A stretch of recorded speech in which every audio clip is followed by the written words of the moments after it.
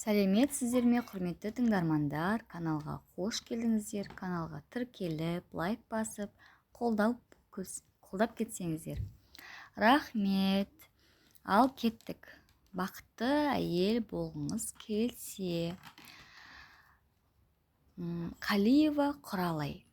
Инабат ердің азығы, бақыт пенен дәулеттің ұстайтұғын қазығы. Кердері Әбубәкір. Қымбатты ханымдар, әлемде бақытты әйелдер өте көп. Неге олар бақытты? Бұл сұраққа алысқа бармай-ақ, оның жолы болғыш, тағдыры солай, ата-анасы бай қуатты деп неше түрлі өзіңізді ақтайтын сылтаулар тауып аласыз. Осы уақытқа дейін осындай сылтаулар мен ақтаулар айтып келдіңіз емес пе? Енді осы жерден тоқтай салыңыз. Бақытты әйел болудың әдістері өте оңай және қолжетімді.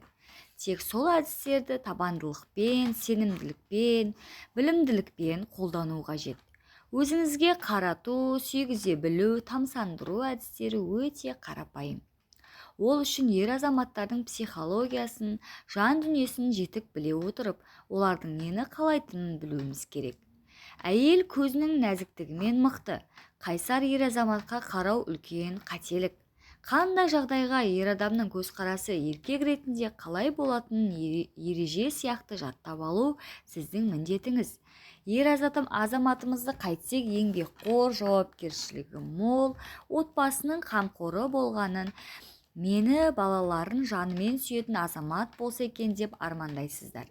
Егер сіз ер азаматыңыздың табысты, еңбекқор, жауапкершілігі мол болғанын қаласаңыз, оған деген көзқарасыңызды өзгертіңіз.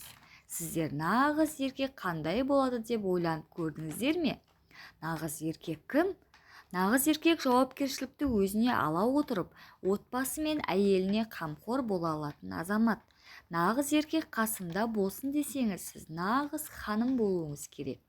Сонымен бірге бақытты отбасын армандамай, армандағаныңыздай отбасына өзіңіздің лайықты екеніңізге сенбесеңіз, онда кешіріңіз, сіздің бақытты болуыңыз қиын болады. Өзіңіз ойлағандай бақытты ханымға айналуыңыз сіздің құндылығыңызға байланысты.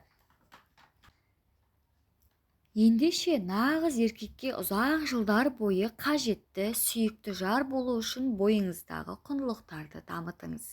Ішкі әлем. Ер азаматыңызға сіздің әйел ретіндегі қызығушылығыңыз қызықты. Кітап оқисыз ба, аспаздық өнеріңізді дамытасыз ба, өзіңізбен айналысасыз ба? Өкінішке орай, қазіргі ханымдардың болсын, ханшайымдардың болсын, ішкі әлемі сериалдар әлемінде. Одан қалса құрбыларының әлемінде өмір сүреді. Нағыз еркекке жартылай қолдан жасалған өнім, яғни нағыз әйел емес, адам керек емес. Оған толыққанды тұлға керек. Сол үшін өзіңізді ішкі әлеміңізді құрыңыз және қарым-қатынас кезінде қолданыңыз. Үнемі риза болыңыз.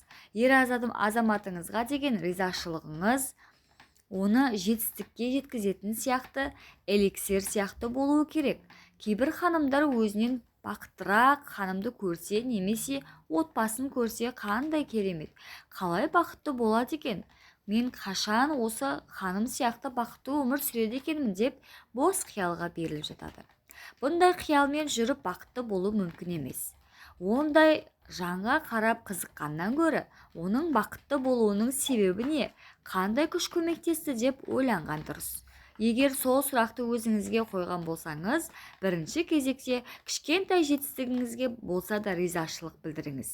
Сонда сіздің ер азаматыңыз үлкен асуларды бағындыра отырып үлкен жетістіктерге жетеді. Үнемі күліп жүріңіз. Мұңды болып жүрсеңіз, сіз әдемі көрінесіз бе? Ал керісінше үнемі күліп жүрсеңіз, сізбен қарым-қатынас жасағысы келмейтін адам жоқ. Қазір риза емес кейіп көрсетсеңізші. Енді қуанышты бір жағдай ойлап көріңіз. Олай емес. Есіңізде болсын, сіз күлгенде ағзаңызда бақыт гормоны түзіледі. Сондықтан риза болудың айырылмас серігі күліп жүру. Жай күліп үйреніңіз. Сіздің бет әлпетіңіз ішкі жан дүниеңіздің айнасы. Америкалық психолог-педагог Дейл Карнеги күлкі адамға қуаныш сыйлайды. Сәттіліктің ең бірінші кілті ол күліп жүру. Есіңізде болсын, үнемі жымиып жүру сіздің ең құпия, ең басты қаруыңыздың бірі. Тіпті сізге қатты ашуланған адам да жүзіңіздегі күлкіні көргенде сабасына түседі. Ашуы басылып, дауыс көтеруі бәсеңдеп қалады деп сәттілікке жетудің керемет кеңестерін береді. Ауа райы нашар ма, доллар көтерілді ме, сізді біреу ренжітті ме маңызды емес, күліп үйреніңіз. Ешқашан еркек болмысын жасамаңыз. Сәлем саған ұят емес пе? Өзім білем, мені үйретпей-ақ қой, өзім шешем, қабылдай аламын деген гүрілдеген дауыс, орынсыз іс-әрекеттер сізден әйелдің иісін шығармайды. Бұл қылықтар нағыз еркекті тартпайды. Қанша жағымсыз еркек болса да, өз болмысыңызды әйел ретінде, нәзік жан ретінде сақтап жүріңіз.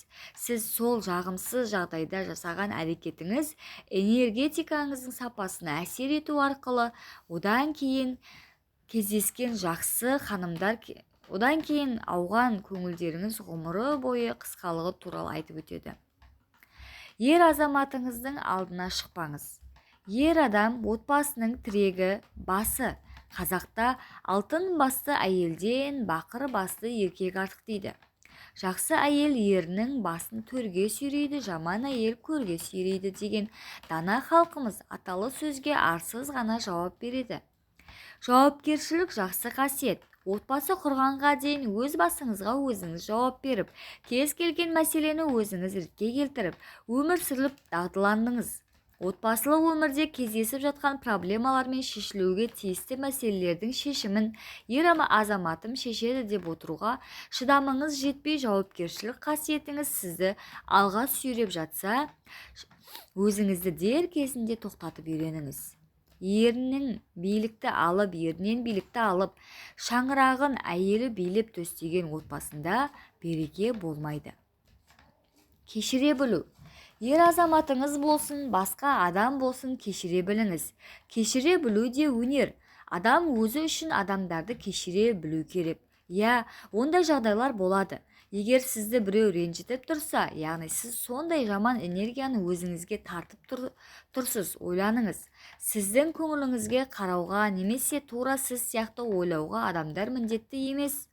Егер ол адам сіз сияқты ойлаған қаласаңыз, ұрысқыңыз келмесе, сізге деген ойын өзгертіңіз.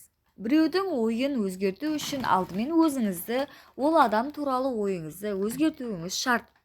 Ер адамыңызға ренжігенде бұрынғы өткен кеткенді қозғап алдынан алып шығудың қажеті жоқ. Олар болған қақтығыстарды тез ұмытып қалады. Сіз ғана ұзақ уақыт есіңізде ұстап, ренжіп жүруіңіз мүмкін. Ал ол ұмытып қалды. Сонда сіздің сонша уақыт ренжіп жүргеніңіз пайда келді ме?